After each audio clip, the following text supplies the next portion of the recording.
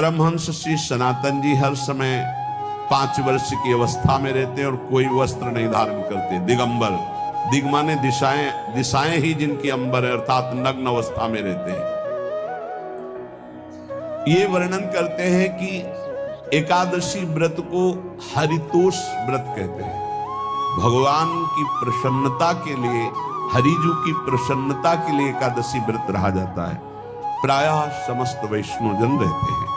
जो रसिक जन प्रियाजू के चरणों के अनन्य हैं, उनका एक ही व्रत है, श्यामा श्याम की 8 पहर उपासना करते हुए अपने मन वृत्ति को श्यामा श्याम में समर्पित करना। पर जो एकादशी व्रत रहते हैं परम धन्य है, वो हरितोष व्रत है। अब एकादशी व्रत का नियम क्या है और कैसे एकादशी व्रत का फल मिलता है, कई बार चर्चा हुई। बहुत सुंदर शास्त्र प्रमाण के अनुसार श्री सनातन मुनि बोल रहे हैं, जिसे एकादशी रहनी हो और एकादशी का फल प्राप्त करना हो, उसको 3 दिन, एक तो दशमी और एक द्वादशी और फिर बीच में एकादशी, उसको 3 दिन संयम में रहना होता है, तब बीच की एकादशी का उसे फल प्राप्त होता है। जिसे एकादशी व्रत रहना हो, उसका नियम है कि दशमी के दिन कांसे के पात्र का त्याग करें। वैष्णव सिद्धांत है कि कभी जिसमें मांस बना उस रसोई का भोजन न ग्रहण करें। मसूर की दाल, चना की दाल, कोदों और कोई भी साग, शहद, दूसरों का अन्न, दोबारा भोजन और मैथुन, ये दशमी के दिन त्याग दें। एक बार दशमी के दिन भोजन करें 24 घंटे में, क्योंकि एकादशी रहना है। कांसे का पात्र, जिस रसोई में मांस बना उसके भोजन का त्याग, मसूर की दाल, चना, कोदो, साग, मधु अर्थात शहद और दूसरे के द्वारा दिया हुआ भोजन और दोबारा भोजन और मैथुन क्रिया, इनका दशमी के दिन कभी भी प्रयोग ना करें। इन 10 वस्तुओं से वैष्णव दूर रहे दशमी के दिन। फिर एकादशी के व्रत में, ये पीछे तो हम वर्णन कर ही चुके हैं, कहीं नहीं आया आपको का कचौड़ी पकौड़ी और सिंघाड़ा का हलवा और ये दुनिया के खीर और सब। एकादशी के दिन किसी भी तरह की गेम आदि क्रीड़ा ना खेले। जैसे अब आज व्रत है तो बैठे हैं अपना मोबाइल में गेम खेल रहे हैं, ऐसा कोई भी क्रीड़ा नहीं। द्यूत क्रीड़ा, किसी भी तरह का गेम, ये सब खेल नहीं। एकादशी के दिन उपासक को चाहिए कि वो किसी भी तरह की क्रीड़ा, मनोरंजन बिल्कुल नहीं, नींद नहीं लेनी उसको, न दिन में न रात में।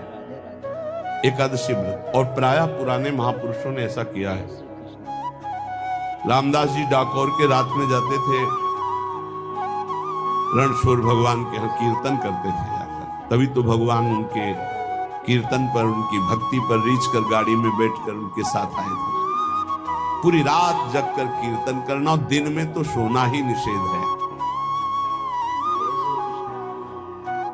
पान खाना निषेध है, एकादशी को बिल्कुल नहीं। जो व्रत रह रहे, वृक्ष से तोड़कर जो दतून की जाती है, एकादशी के दिन नहीं। दूसरे की निंदा करना, चर्चा करना नहीं, अर्थात अधिकतर मौन व्रत धारण करे एकादशी के दिन। चुगली करना, कोई चोरी करना, वाणी से, शरीर से, मन से किसी को दुख पहुंचाना, भोग करना, मैथुन करना,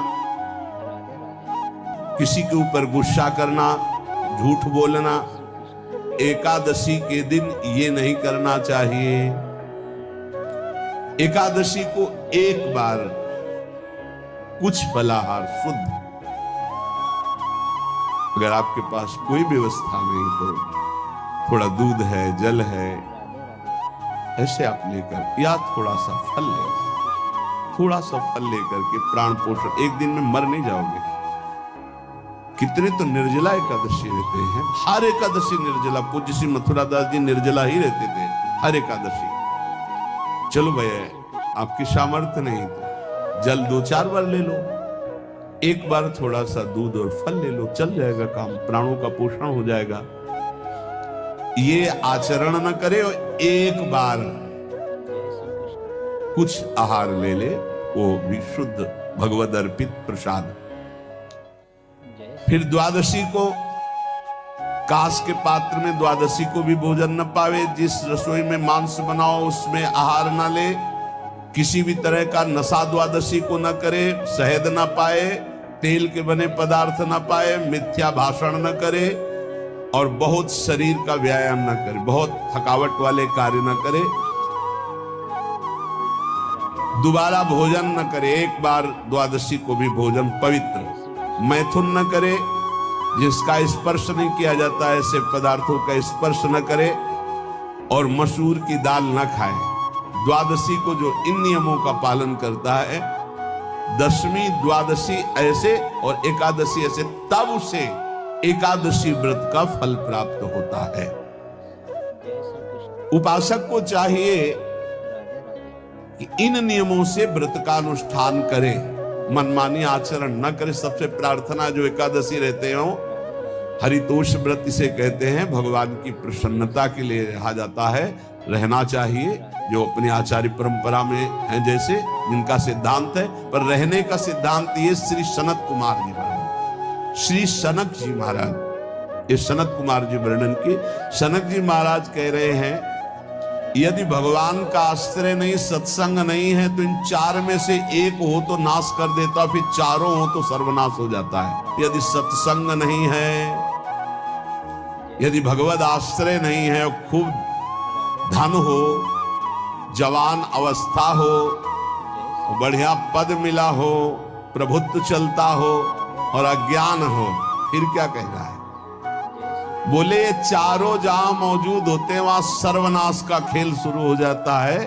अगर इनमें से एक हो तो सर्वनाश करने में पर्याप्त है, और अगर चारों हो तो फिर क्या कहना है? जवान हो, खूब रुपया पैसा हो, कोई पद हो, कोई अधिकार हो बड़ा, फिर और अज्ञानी हो, तो बोले एक नाश कर देगा, फिर चारों तो नाश ही कर देंगे। अगर सत्संगी है तो ये चारों महान कार्य कर देंगे।